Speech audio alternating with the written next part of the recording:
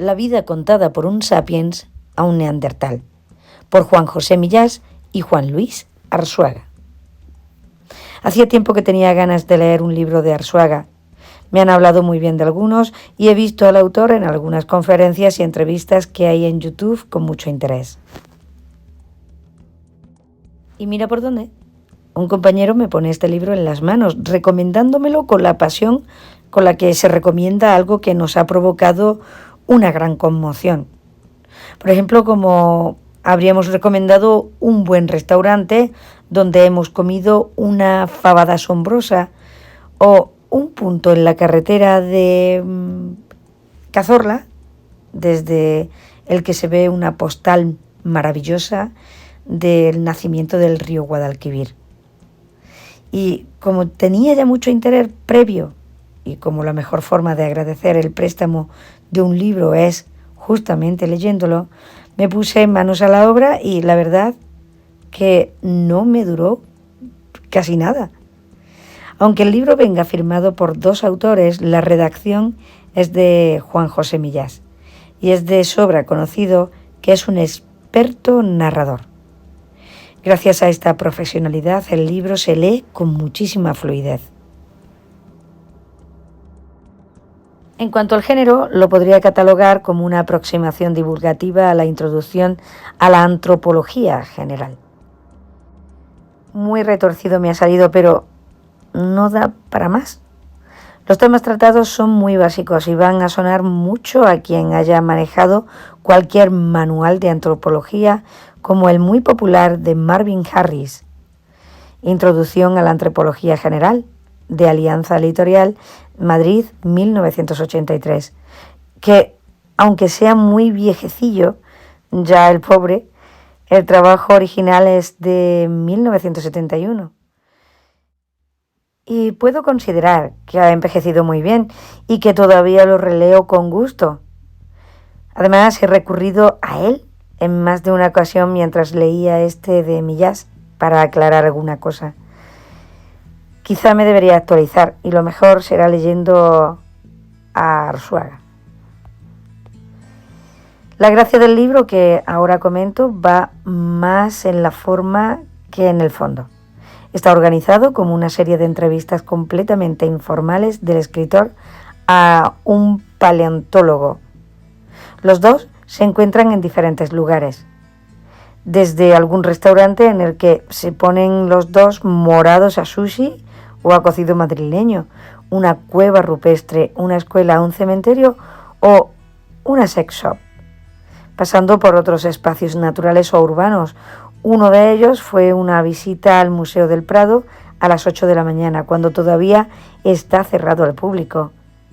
Rabié de envidia con esa experiencia. En todos estos espacios el científico encuentra ocasión para transmitir al escritor alguna enseñanza, que éste recoge con rigor de fedatario para presentarla al lector. Los temas tratados son muy variados y, aunque son de gran envergadura, están simplemente apuntados, lo suficiente para suscitar curiosidad y tener que recurrir a escritos más profundos. Millás envuelve todo el trabajo en un ambiente relajado, distendido e informal. Son dos amigos charlando de lo divino y lo humano, como hacemos todos en el bar, aunque, por supuesto, cada uno en nuestro nivel. En algunos momentos me parece que la informalidad se lleva más allá de lo conveniente. Millás presenta a Arzuaga como un sabio próximo y campechano, pero esto de la campechanía tiene sus riesgos.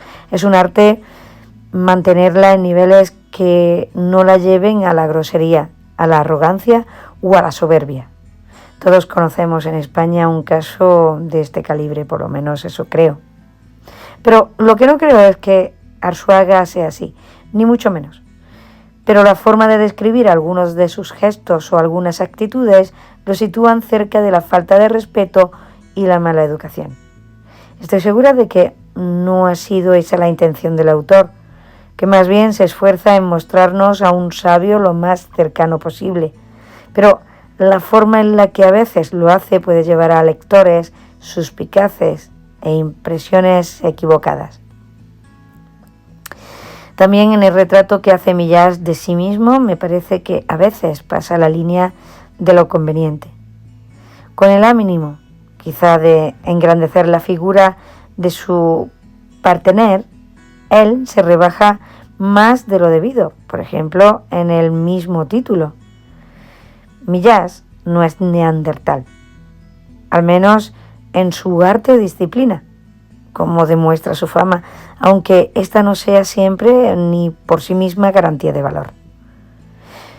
Recuerdo que Santa Teresa decía que la humanidad anda con la verdad, y si no me caen bien los personajes arrogantes y soberbios, tampoco le veo la gracia al que se pasa de humilde. La antropología en general y la paleontología en particular son apasionantes parcelas del saber.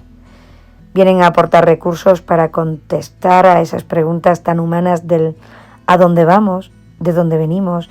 ¿Y qué somos? Sus preguntas de la madre de todas las preguntas, que en realidad es el sentido de la vida. Arzuaga es un apasionado darwinista y defiende la teoría de la evolución. No olvidemos que en el mundo hay mucha gente muy sesuda y muy inteligente que sostiene otras ideas.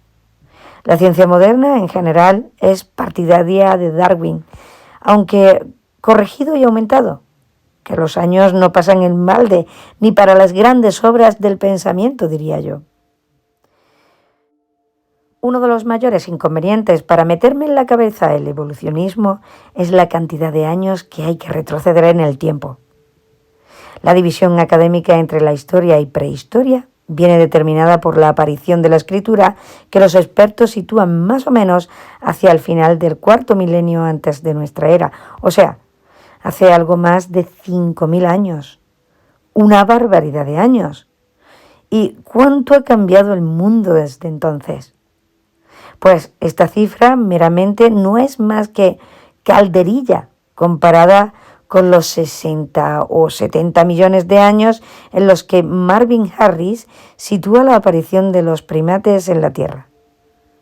Lo mismo es tener 6.000 euros que 70.000 millones.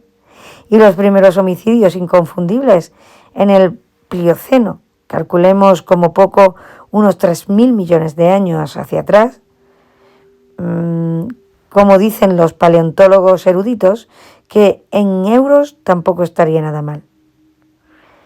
Marvin Harris habla del reloj evolutivo, cuya hora cero sería el momento en el que sobre la Tierra vivieron los primeros animales lo bastante grandes y duros como para dejar abundantes restos fósiles. Hace 600 millones de años. Para ver el comienzo de la vida en el planeta tendríamos que retroceder todavía otros 3 o 4.000 millones de años. Recuerdo aquel episodio de la extraordinaria serie de Carl Sagan, que se llama Cosmos, en el que desarrollaba el calendario cósmico. La de pesadillas que me provocó. Además de una extraña desazón, porque ya de niña la realidad comenzó a parecerme inabarcable, como efectivamente constaté de adulta. En aquel calendario, en el que las 0 horas del 1 de enero se situaba el Big Bang, los humanos, el Homo sapiens, no aparece hasta las 23 horas 50 minutos del día de San Silvestre. Y la historia propiamente dicha, hace 5.000 años más o menos, son los últimos 10 segundos del año. Y es que no somos nada. Cuánta razón tenía mi abuela cuando decía aquello en los entierros. Para comprender medianamente la evolución hay que asimilar un tanto esta perspectiva temporal. Han pasado muchísimos años. Los cambios adaptativos han sido el resultado de un proceso tremendamente lento y largo. Por ejemplo, la famosa Lucy, la que nos habla Arzuaga en este libro, una Australopithecus afarensis descubierta en Etiopía. Ella puede tener más de 3 millones de años. El proceso de datación de restos fósiles también es harto complejo y a veces polémico. Según esto, los sumerios están a la vuelta de la esquina de la historia, y no digamos Julio César o Napoleón. Pues dejando atrás el Homo habilis y al Homo erectus, que ya tenían vida social, fabricaban instrumentos y empezaban a introducirse en campos simbólicos, llegamos al neandertal, a los que Arzuaga conoce bien y que vivió, entre otros sitios, aquí al lado en Burgos, en Atapuerca, muy cerca del Camino de Santiago, hace unos 40.000 años como poco, y de los que el equipo de Arzuaga ha logrado identificar su ADN.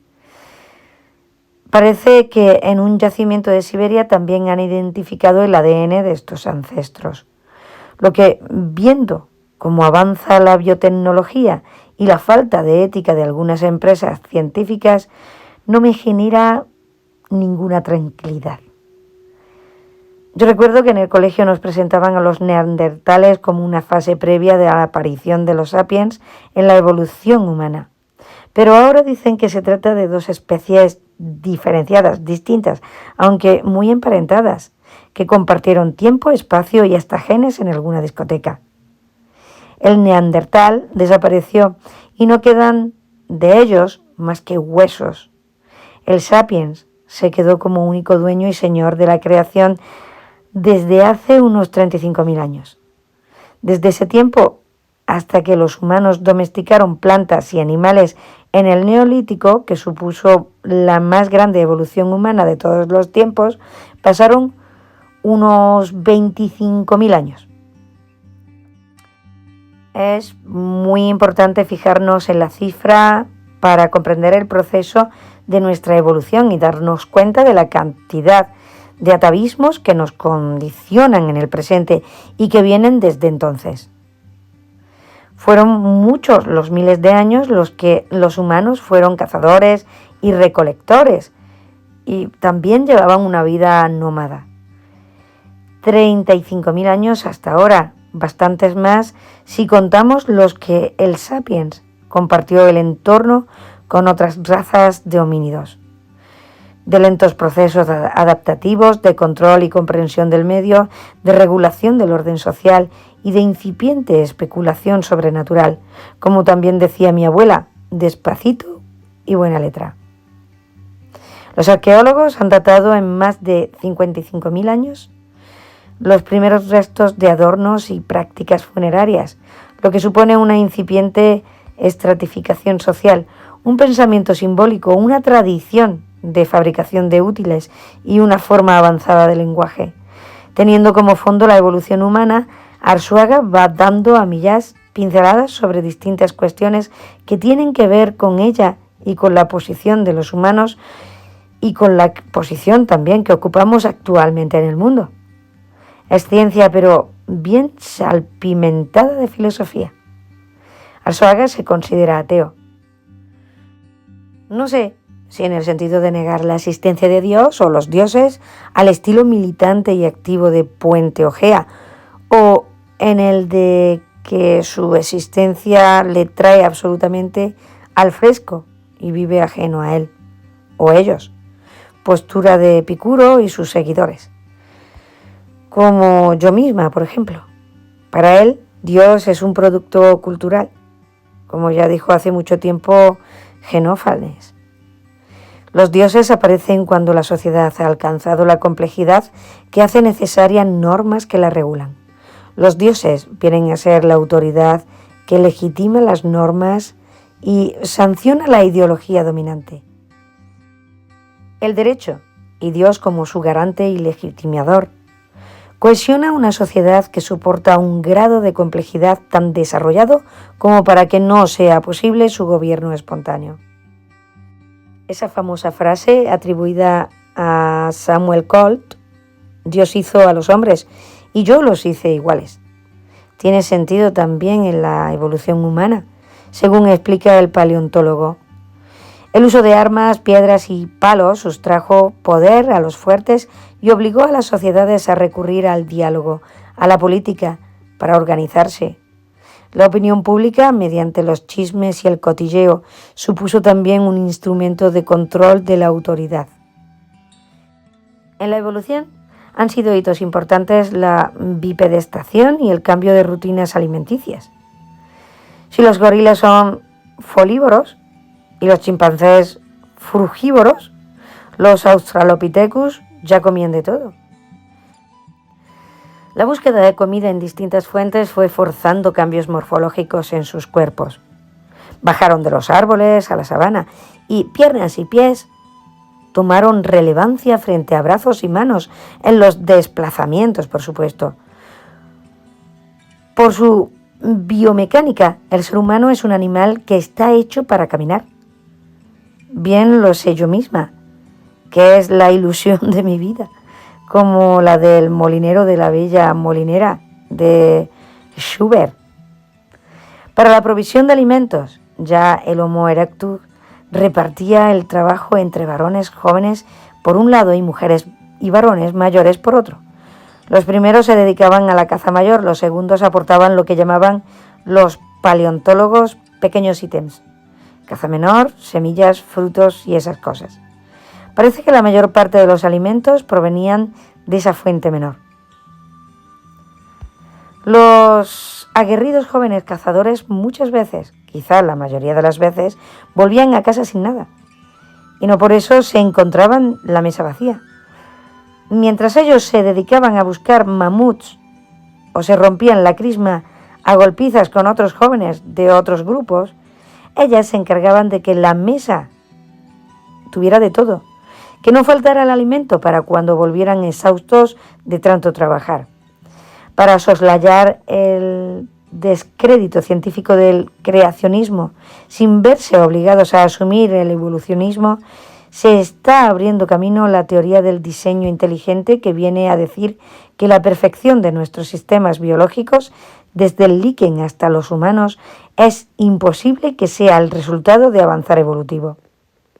Esta teoría ya la planteó William Paley en el siglo XVIII, con la famosa analogía del relojero, que viene a decir que si nos encontramos un reloj en el suelo, nunca pensaremos que esa maquinaria compleja ha aparecido allí por azar o casualidad, sino que alguien lo ha diseñado y lo ha fabricado.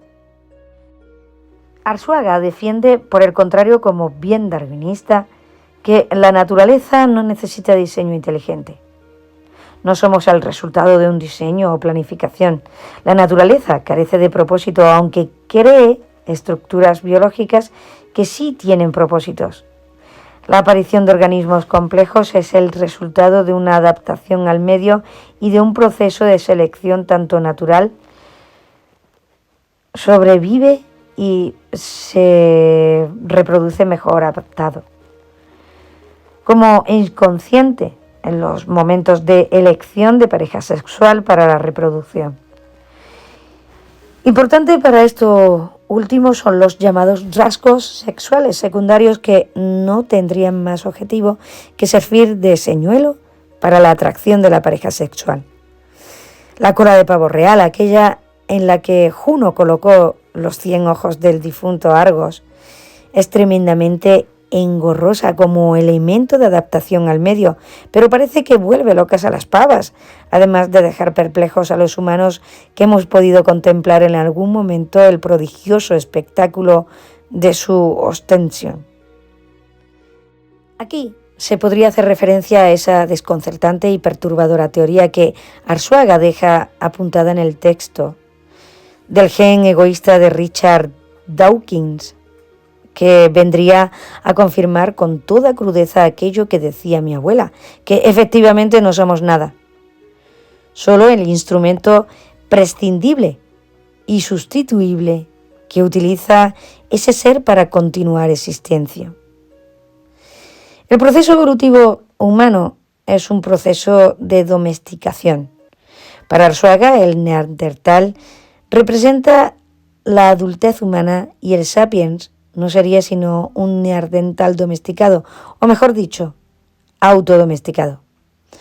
La domesticación supone un fortalecimiento del gregarismo que se manifiesta como mansedumbre, docilidad y pérdida de agresividad, y se expresa con ternura e infantilismo que estimula nuestros instintos de protección y frena nuestra agresividad espontánea.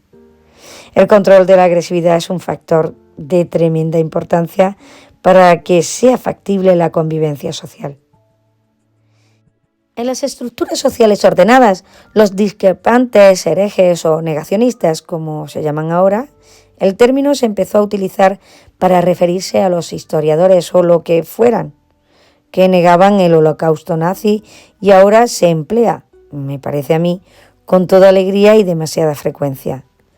Han sido siempre un peligro para su estabilidad, aunque también en muchas ocasiones han sido motores de cambio social.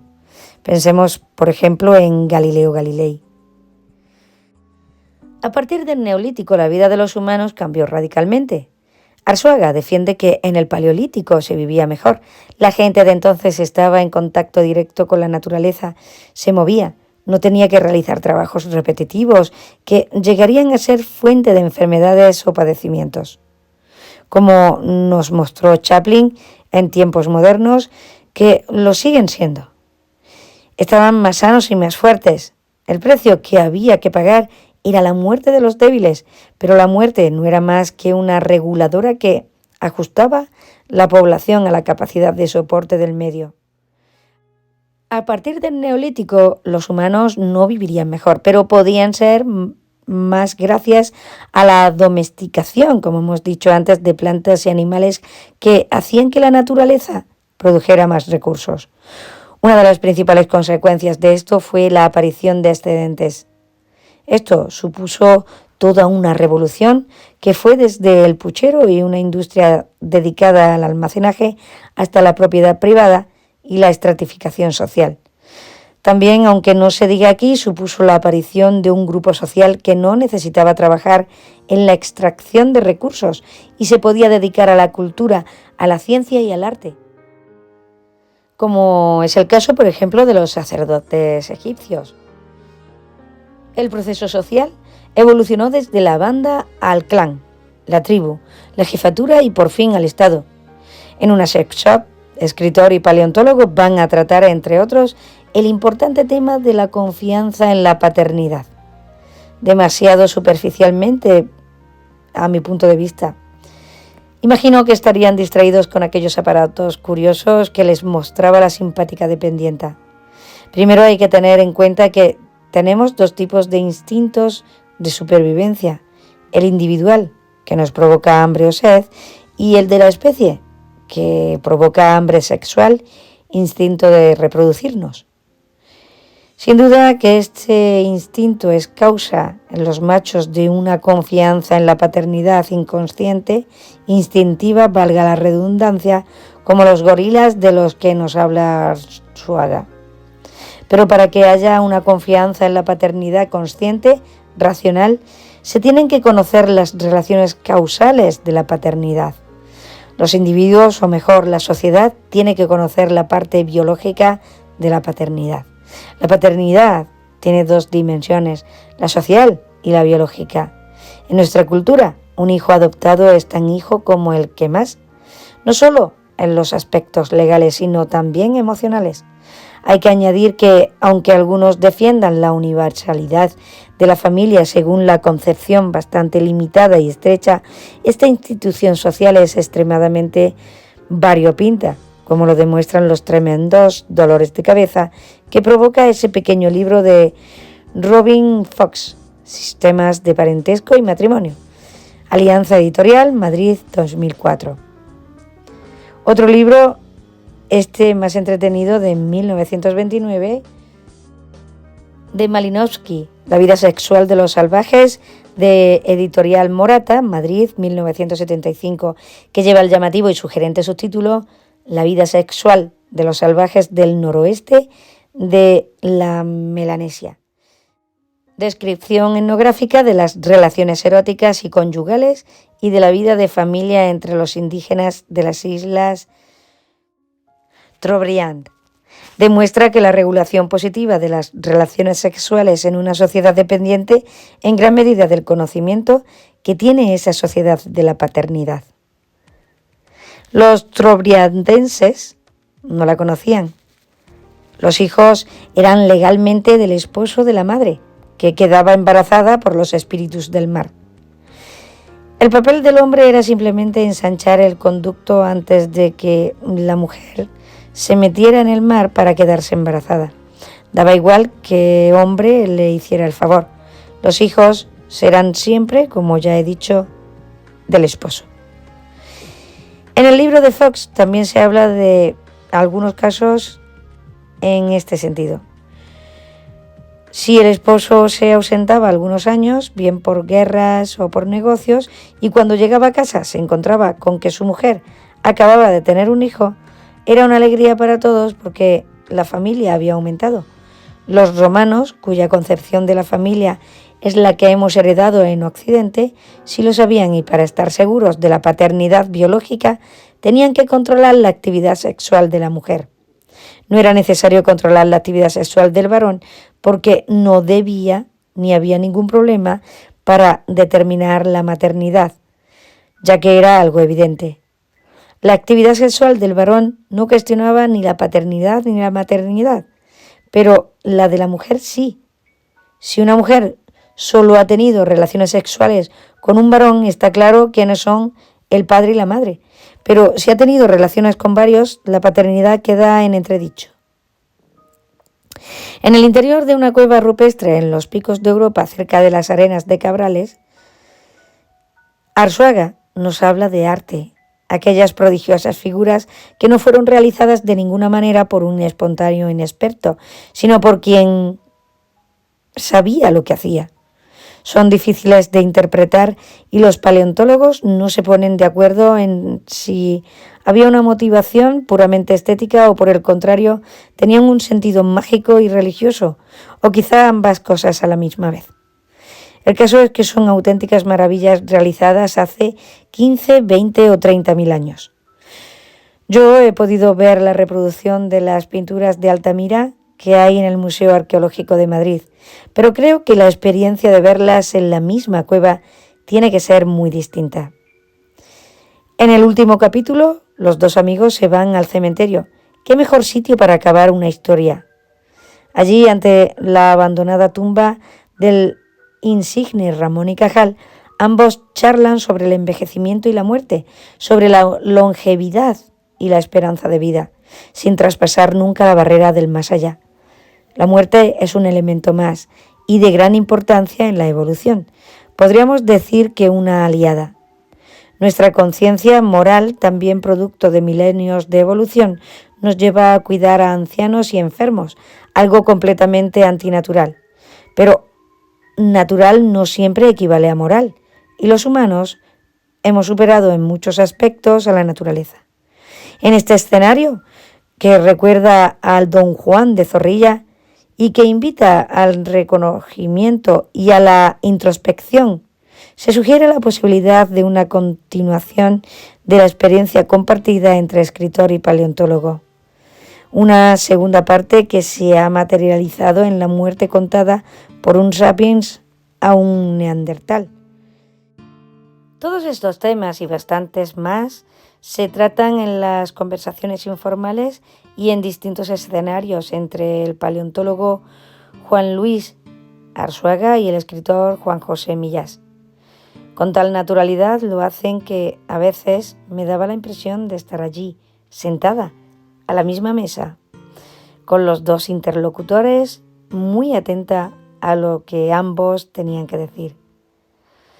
Si lo que se pretende es pasar un rato entretenido, está bien, pero si lo que se quiere es aprender cosas de antropología, habrá que recurrir a otro tipo de libros, la verdad.